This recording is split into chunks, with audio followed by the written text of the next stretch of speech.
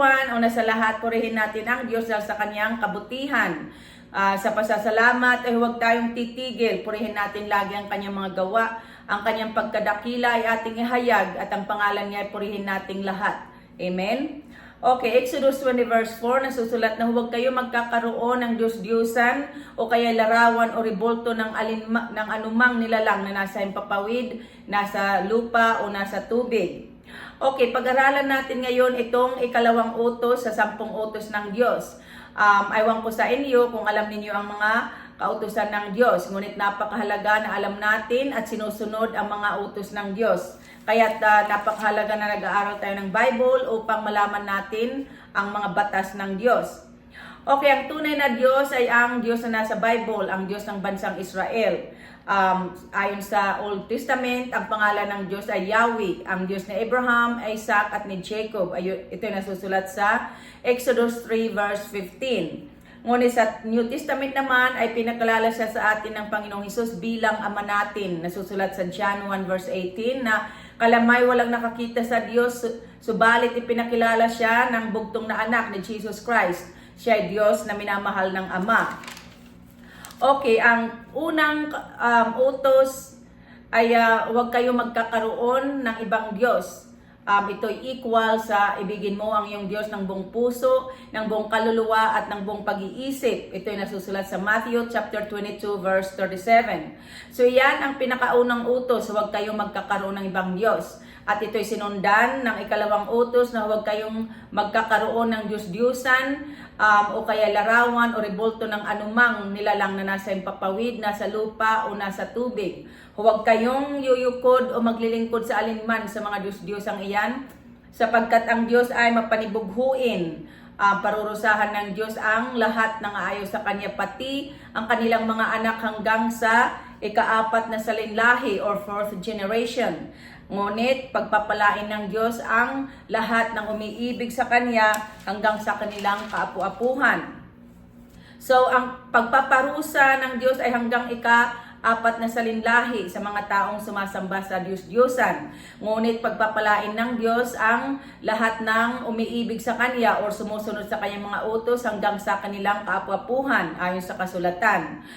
Okay, maaaring di tayo sumasamba sa mga Diyos-Diyusan o mga larawan o rebolto, ngunit hindi naman natin first priority ang Diyos. Ang Diyos-Diyusan, ang ibig din sabihin nito ay idols, tulad ng celebrities, singers and athletes na iniidolo o sobrang hinahangaan ng mga tao. Ang sobrang paghanga ay para sa Diyos lamang ayon sa kasulatan. At minsan, ang idol ng tao ay ang kanyang sarili mismo, sobrang tiwala sa kanyang sarili. Minsan ay ang salapi, ang idol ng tao. At sa panahon ngayon ay ang Facebook, ang internet, ang sobrang pinagkakaabalahan ng tao. Kaya wala ng panahon ng tao upang magdasal at mag-aral ng Bible. Ang idols ay bagay o tao na nakaaagaw ng ating atensyon at pagmamahal para sa Diyos. Okay, ang di pagsunod sa Diyos o katigasan ng ulo, ito rin ay tulad ng pagsamba sa Diyos-Diyusan. Nasusulat sa 1 Samuel 15 verse 23 na ang pagsuway sa Panginoon ay kasinsama sa pangkukulam, at ang katigasan ng ulo'y tulad ng pagsamba sa Diyos-Diyusan.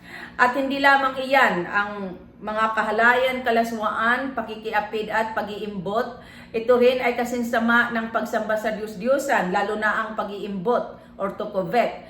Ang pag-iimbot, ito ay pagkainggit or sobrang pagnanasa ng tao sa mga bagay na nakikita niya sa kanyang kapwa. Ang pag-iimbot ay tulad ng pagsamba sa Diyos-Diyusan ayon sa Ephesians 5 verse 5.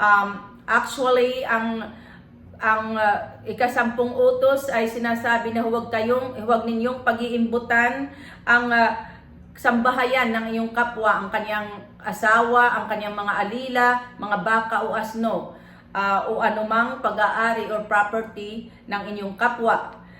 So, iwasan natin ang kahalayan, kalaswaan, pakikiapid, ang pag-iimbot. Iwasan din natin ang mga walang kabuluhang usapan at ang